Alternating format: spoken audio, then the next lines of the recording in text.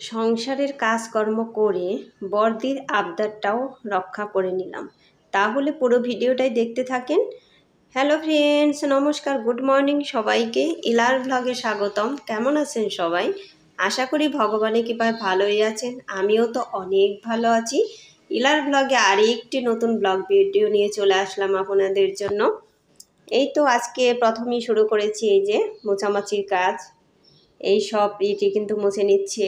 এখান দিয়ে কাপ টাপ রাখা হয়, প্রতিদিনই কিন্তু এখানে মোছা হয়, কারণ রান্নার সব তেল চিটচিটে ভাব এর মধ্যেই কিন্তু যায়। সেই জন্য প্রতিদিনই মুছতে হয়, প্রতিদিন কিন্তু এগুলো শেয়ার করা হয় না। এই তো কাপ ধুয়ে রাখা হয়েছে, ওগুলো কিন্তু এখানে এখন সাজিয়ে রাখবো কাপগুলো। এরপরে চুলাও কিন্তু আমি পরিষ্কার করে নিব।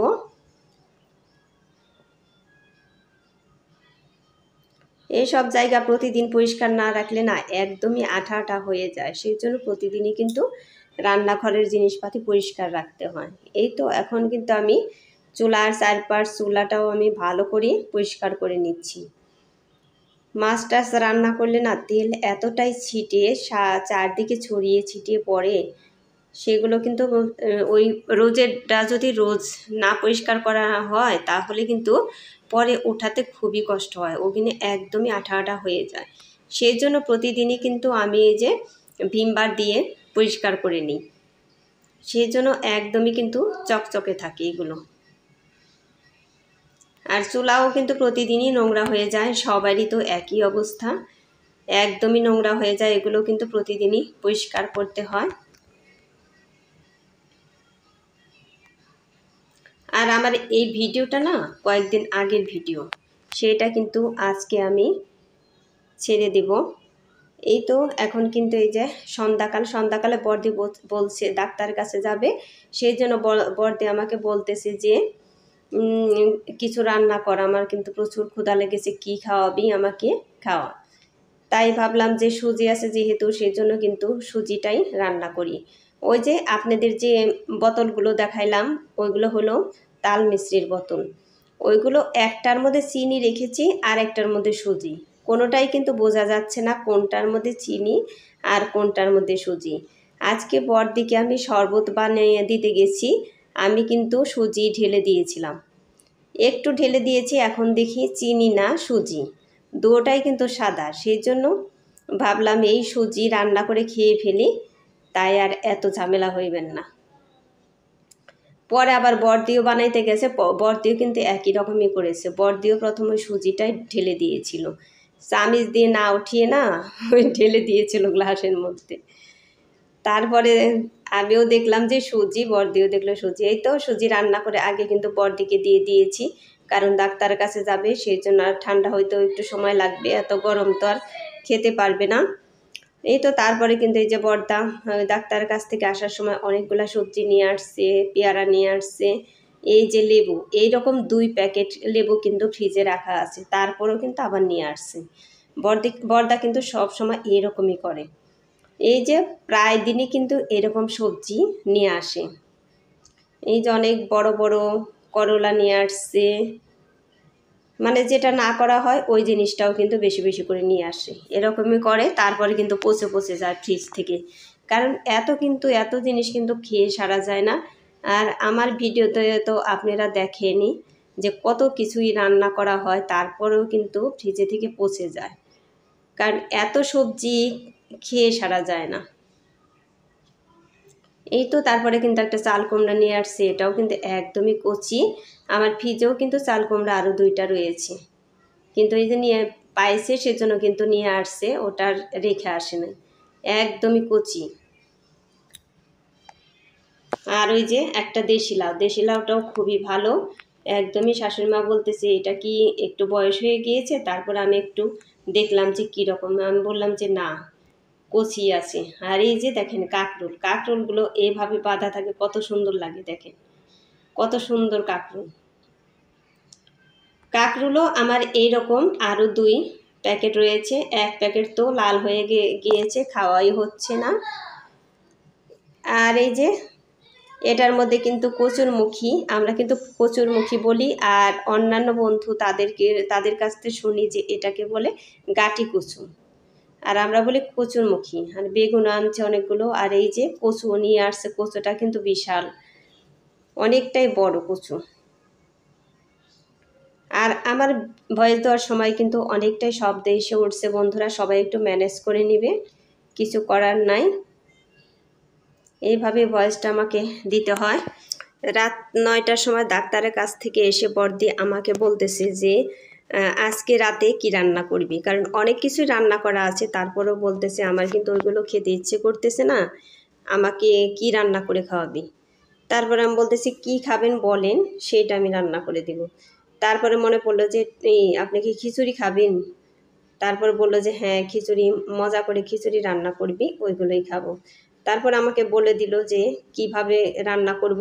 এই তো আমি কিন্তু ঘি দিয়ে দিয়েছি এর মধ্যে বেশি করে, তার মধ্যে কিন্তু পেঁয়াজ রসুন আদা আর হলো টমেটো, এগুলো আগে আমি একটু ভেজে নিচ্ছি ভালো করে। আর তারপরে আর কোনো কিছুই কিন্তু আমি তেমন ভাজবো না।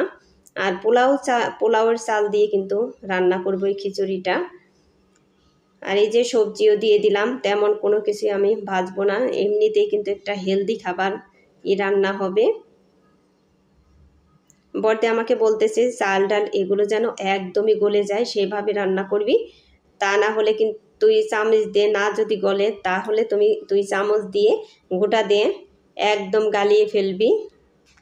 আমার কিন্তু কোনো কিছুই চাবাইতে ইচ্ছে করে না, মানে এই রান্নাগুলো রান্না করা হয়েছে বড়দি যখন একদম অসুস্থ ছিল, তখন তো কিছুই খেতে পারে না, তখনকার রান্না। এই তো সব কিছু দিয়ে নিলাম, এখন একটু সামান্য ভেজে নিলাম, তারপরে কিন্তু এই আমি ঝোল দিয়ে দিচ্ছি।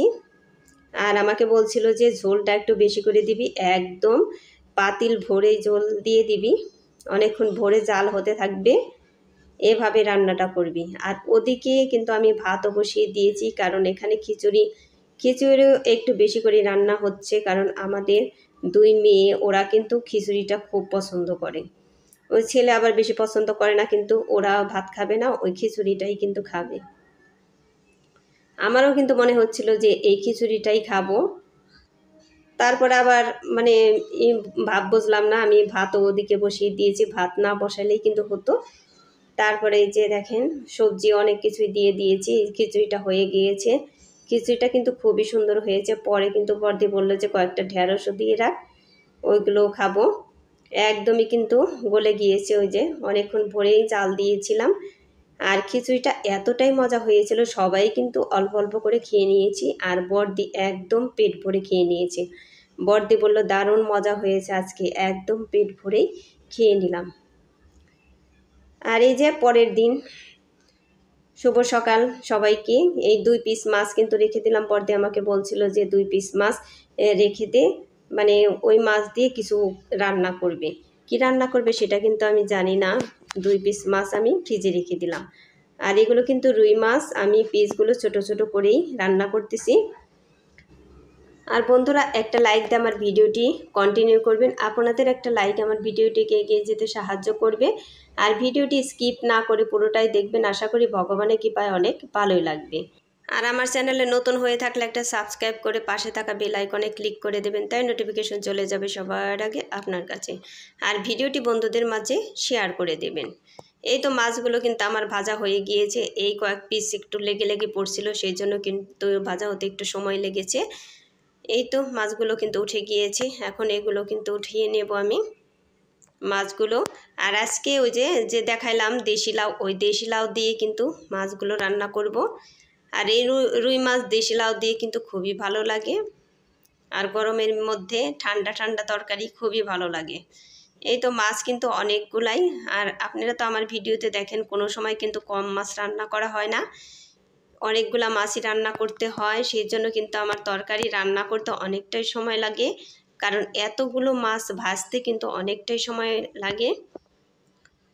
এই তো তারপরে কিন্তু রুই মাছের মাথা দিয়ে ঘন্ট হবে, আজকে কিন্তু কচুর শাক দিয়ে ঘন্টটা হবে। কে কে খেয়েছেন রুই মাছের মাথা দিয়ে কচুর শাক দিয়ে? এমনিতে তো সবাইকে দেখি যে ইলিশ মাছের মাথা দিয়ে কচুর শাক, তাই না? আমরাও কিন্তু বেশিরভাগ ওই ইলিশ মাছের মাথা দিয়ে কচুর শাক দিয়ে খাই, ওটা কিন্তু দারুণ টেস্টি লাগে। এই তো তারপরে কিন্তু এই যে আগে কাঁচামরিচ দিয়ে এখন লাউগুলো দিয়ে দিলাম। আর বন্ধুরা সব কাজ বাজ সেরে তারপরে কিন্তু বড়দের আবদারটা রক্ষা করলাম, কারণ অসুস্থ মানুষ কিছু খেতে চেয়েছে, রান্না করে তো দিতেই হবে, আর পেট ভরে যে খেতে পেরেছে এটাই কিন্তু অনেক কিছু। এই তো এই যে লাউগুলো কিন্তু আমি কাঠি দিয়ে একটু ঘোটা দিয়ে মিশিয়ে নিলাম, তাতে কিন্তু তরকারিটা দেখতেও সুন্দর লাগবে আর খেতেও কিন্তু দারুণ টেস্টি লাগবে। এই তো মাছগুলো কিন্তু আমি দিয়ে দিলাম, এখন হাই ফ্লেমে জাল হতে দেব। জালটা হয়ে গেলেই কিন্তু জিরে গুঁড়ো দিয়ে তরকারিটা নামিয়ে নেব। এই তো তরকারি কিন্তু হয়ে গিয়েছে। তারপরে কিন্তু আমি কচুর শাক রান্না করব। অনেকগুলা পেঁয়াজ রসুন এগুলো দিয়ে দিয়েছি, এগুলো কিন্তু আমি ভেজে নিচ্ছি। আর আমরা কিন্তু প্রচুর পেঁয়াজ রসুন খাই, আমাদের প্রতিদিনই কিন্তু পেঁয়াজ রসুন থাকেই একটা আইটেম, এটা কিন্তু মিস হয় না। এই যে এগুলো কিন্তু কচুর শাক, এগুলো দিয়েই কিন্তু রুই মাছের মাথাটা রান্না করব। আর রবিবার বৃহস্পতিবার বাদে আর অন্যান্য সব দিনই কিন্তু এক আইটেম থাকে পেঁয়াজ রসুনের। যাই হোক, আমার ভিডিওটি কেমন লাগলো আপনারা একটু জানাবেন। এই যে দেখেন তরকারিগুলা কিন্তু খুবই সুন্দর হয়েছে, সবগুলা খাবারই কিন্তু খুব খুব সুন্দর হয়েছে। ওই যে তরকারি, এই যে কচুর শাক দিয়ে মাছের মাথা, তারপরে এই যে পুঁই শাকের ডাঁটার একটা চচ্চড়ি, একটু চচ্চড়ি আছে, এই যে তারপরে ছোলার ডাল রান্না করেছিলাম। যাই হোক, সবাই ভালো থাকবেন, সুস্থ থাকবেন এই কামনা করে ভিডিওটি শেষ করছি। Tata, bye bye.